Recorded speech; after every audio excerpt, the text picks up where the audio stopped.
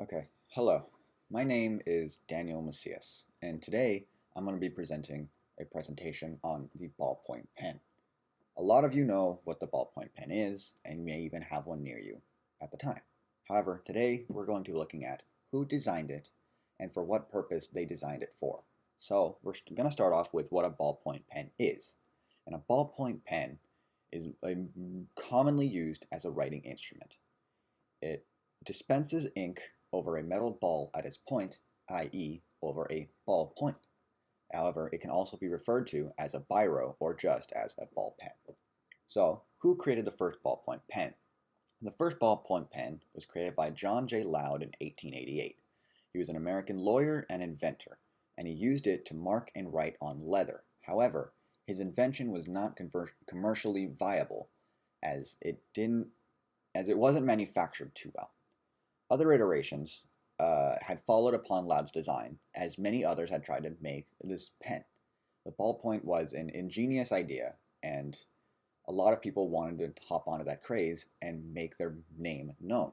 However, all of them were failures for many different reasons.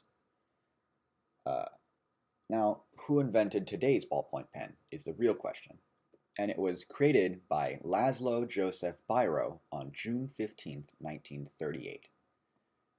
He had It was popularized by the British Air Force and it was commercially viable, but his pens were also expensive.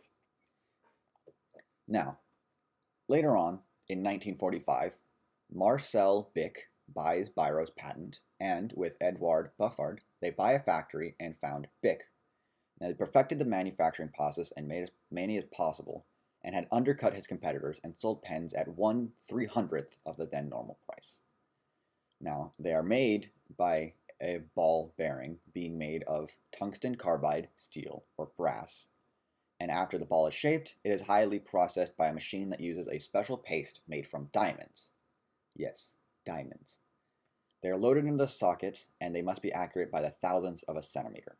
Now, if any imperfections are found on the ball, it is not uncommon for thousands of others in the same batch to be destroyed along with it. This is to provide that all pens are perfect. Now, in order to see any imperfections, you actually need an electron microscope, as they are very small. However, a fun fact, tungsten carbide is the material most used for ball bearings by Bic, which is the largest company that produces pens. But tungsten carbide is also used in armor-piercing bullets, as seen on the diagram with the large tungsten carbide penetrator.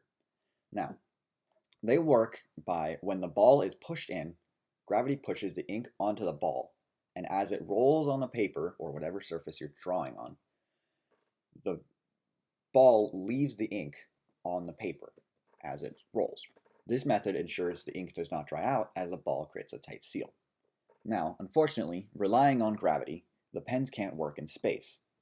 Therefore, NASA needed a new viable option. Russians and Americans both used pencils, but with them breaking and the tiny fragments flying everywhere, they had to look for alternatives. And a popular story based upon that is that NASA spent millions of taxpayer dollars researching a pen that can work in space. However, this was later proven false, as space pens were a private creation in the private sector. Space pens were developed by Paul C. Fisher and the Fisher Pen Company. It utilized pressurized nitrogen at around 35 psi to push the ink onto the ball and later onto the paper. It was built in 1965 and it was advertised to be used underwater in high pressures, under high temperatures, and even in space.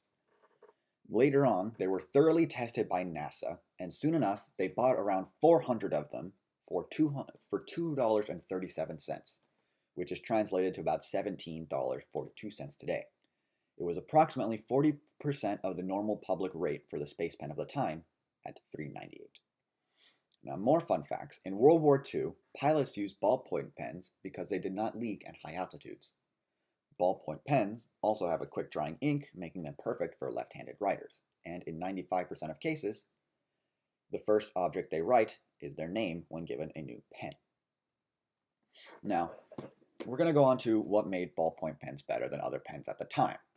Prior to the ballpoint pen was the fountain pen, and it utilized a tip that you would dip into an inkwell and it would hold ink up to a limited amount in which you can then go ahead and write on.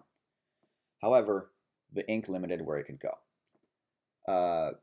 Ballpoint pens are very customizable, however, and they come in many different shapes, sizes, colors, and models. They can be either disposable or refillable. They can have a cap, be retractable with a little click button, or you can twist them open. They can be water-based or oil-based, and can either be permanent or erasable.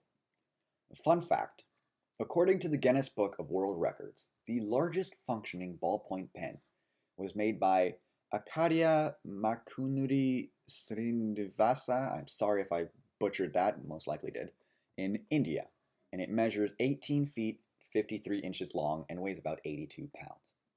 Today, the ballpoint pen is the most manufactured and sold writing instrument in the world.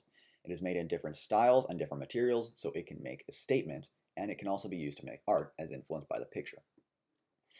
Back on to different materials though, it can be made out of gold or any other material in order to show, hey, I'm rich, or hey, I made this thing. Other words, thank you for listening to my presentation. I hope that it filled you with new knowledge and a new appreciation for the ballpoint pen everyone commonly uses today. Thank you and good night, or good day whenever you're watching it.